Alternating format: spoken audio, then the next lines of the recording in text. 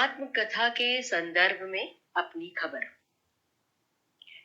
पांचन शर्मा उग्र ने अपनी आत्मकथा अपनी खबर सन 1960 में अपनी षष्ठी पूर्ति पर लिखी थी और अपनी इस पुस्तक के प्रारंभ में वे लिखते हैं कि आज जिंदगी के 60 साल सकुशल समाप्त हो जाने के उपलक्ष्य में उन्हें, जो कि मुझे कम या बेस जानते हैं, अपने जीवन के आरंभिक 20 वर्षों की घटनाओं की कसमसाती कहानी सुनाना चाहता हूं।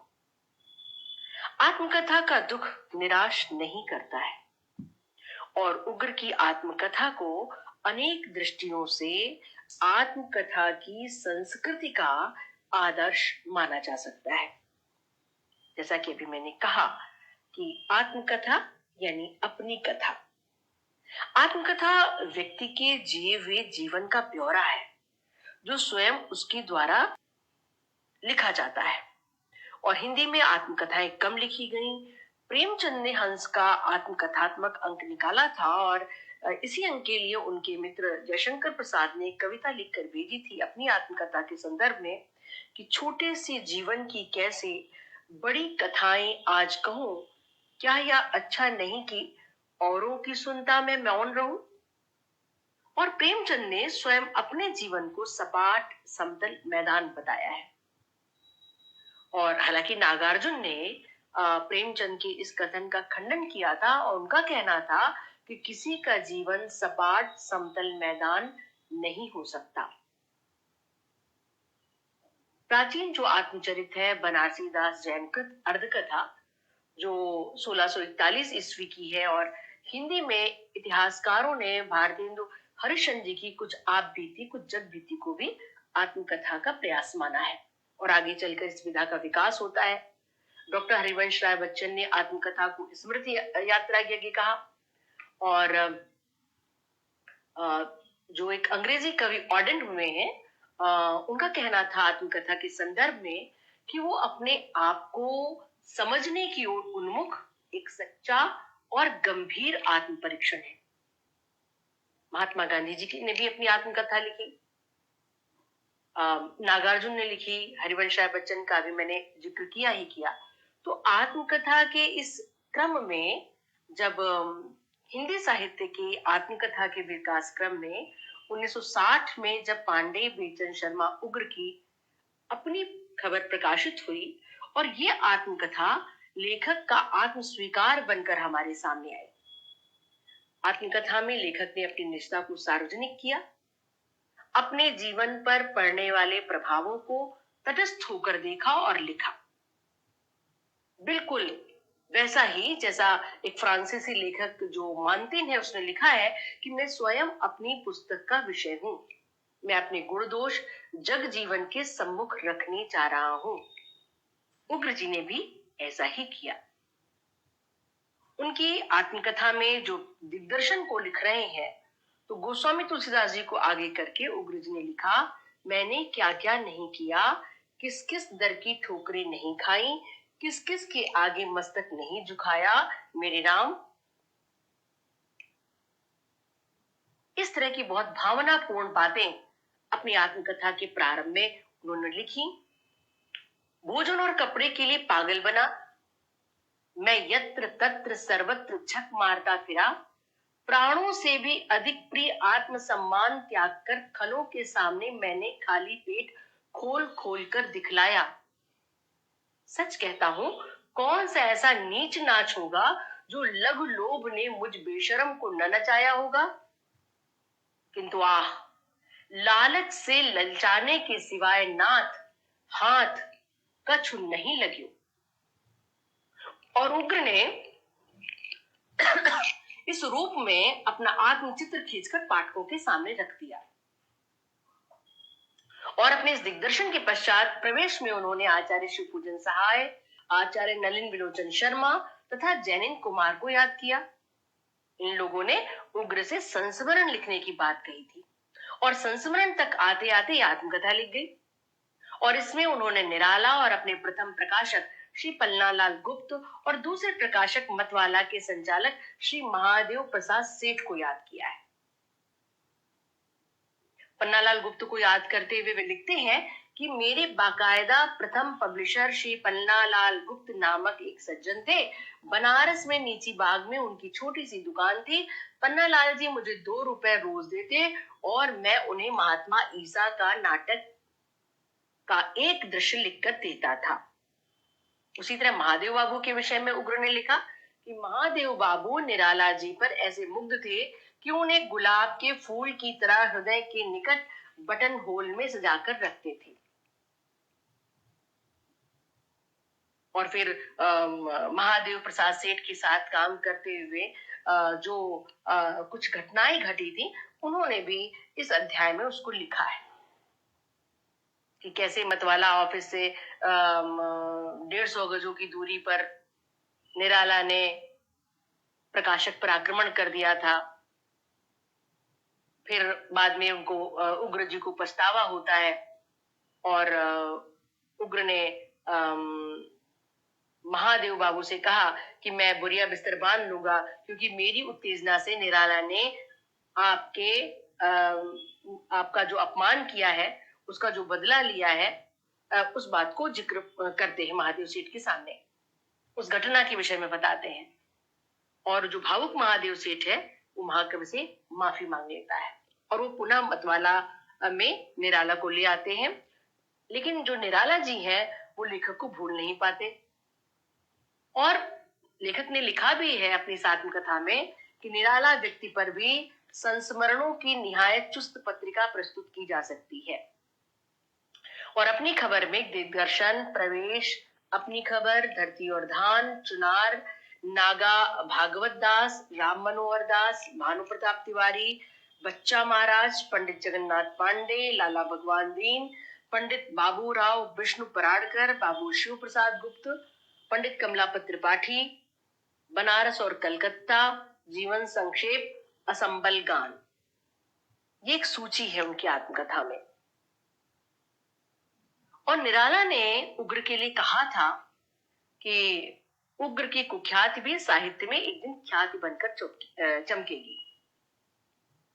और अपनी खबर अध्याय में उग्र ने अपना परिचय जो दिया है वो ये है कि मनिक बेचन पांडे, वल्द बैजनाथ पांडे, उम्र 60 साल, कौम ब्राह्मण, पेशा अखबार नवीसी और अफसाना नवीसी, साकिन मोहल्ला सद्दूपुर चुनार, जिला मिर्जापुर यूपी, हाल मुकाम कृष्णनगर दिल्ली 31।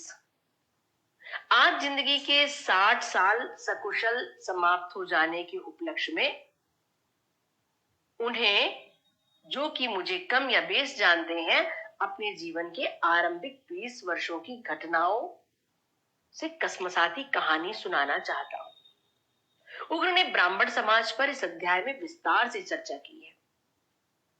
अपनी मां, अपने पिताजी के विषय में बताया है। अपने पिता को परम वैष्णव कहते हैं, माता को परम उग्र कराल छत्राणी स्वभाव की कहा है। उनके 1 दर्जन भाई बहन शिशु अवस्था में नहीं रहे थे, इसलिए जब उग्र का जन्म हुआ तो कोई उत्सव नहीं मनाया गया, उनकी कोई जन्म कुंडली नहीं बनाई गई, जन्मते ही उन्हें बेच दिया गया, इसलिए उनका नाम पड़ा बेचन। बेचन शर्मा का परिवार गरीबी में जिया। बेचन अपनी गली की कहानी सुनाते हैं कि इस गली में ब्राह्मण, तेली, कोलियों के घर थे। कुछ ब्राह्मणों की आर्थिक स्थिति बहुत अच्छी थी। बेचन शर्मा जैसे ब्राह्मणों के परिवारों की आर्थिक स्थिति बहुत दयनीय थी। वो लिखते हैं, कहिए हम शानदार भिखारी थे। भिखारी सड़क पर कपड़े फैला या गलियों में हाथ पसार कर भीख मांगता था, लेकिन हमें गरीब और ब्राह्मण जानकर लोग हमारे घर भीख पहुंचा जाते थे। वो ब्राह्मण समाज के जीवन से दुखी थे। टुकड़े टुकड़े दास्तान में उनका व्यंग्यात्मक दुख इस आत्मकथा में दिखता रहता है और उसके कई उदाहरण उन्होंने अपनी इस आत्मकथा में दिए हैं। फिर उग्र ने अपने बड़े भाई के विषय में लिखा है कि वो बहुत नशा करते थे, बेचन शर्मा को बुरी तरह पीटते थे और रह रहकर वो टिप्पणी करते हैं, जब से पैदा हुआ तब से आज तक शूद्र का शूद्र हूं, जन्मना जायते शूद्रा, जन्म से सभी शूद्र होते हैं और बाद को संस्कार द्वारा नव प्रज्ञा प्रदान प्राप्त कर वो द्विज बनते हैं। ये संस्कार पांडे बेचन शर्मा के पल्ले ना तो बचपन में पड़ा था, न जवानी में और न आज तक। मैं ये कहना चाहता था कि आज भी मैं निसंकोच शूद्र हूं। ब्राह्मणों के घर में पैदा होने के सबब साधारण नहीं, असाधारण शूद्र हूं। अपने मोहल्ले का वर्णन करते हैं कि उनके मोहल्ले में जुए का फड़ डाला जाता था। नशे के जितने रूप हो सकते थे वे सब सेवन उनके मोहल्ले में होते थे। टकैल वेश्याओं के साथ सब मौज मस्ती करते थे। अपने बड़े भाई के विषय में लिखते हैं कि वो घर की स्त्रियों को मकान में बंद कर देते थे।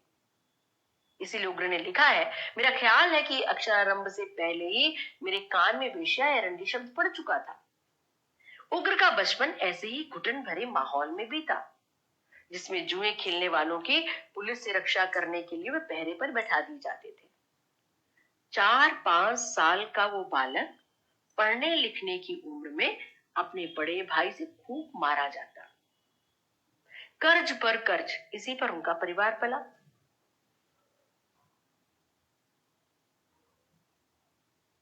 और इसी तरह की उनकी जीवन यात्रा चलती रही। जहां पर भोजन वस्त्र के लाले थे, तो वहां शिक्षा दीक्षा की हालत क्या होती, सहज ही उनके जीवन प्रसंगों से अनुमान लगाया जा सकता है।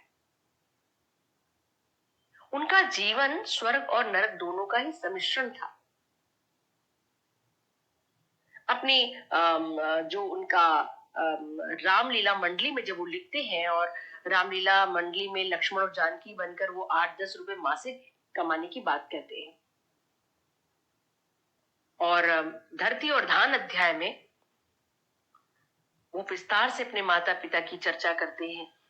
अपनी माँ के कोमल या स्वभाव की भी वो चर्चा करते हैं, उदाहरण के द्वारा कि जब रुपए पैसे के हिसाब की बात आती और वो अपने बच्चों से जब पैसे का हिसाब लेती, तो उग्र जी लिखते हैं कि जब भी उन्होंने किसी बेटे को रुपया भुनाने को दिया होगा, बेटे ने 15.5 आने ही लौटाए होंगे।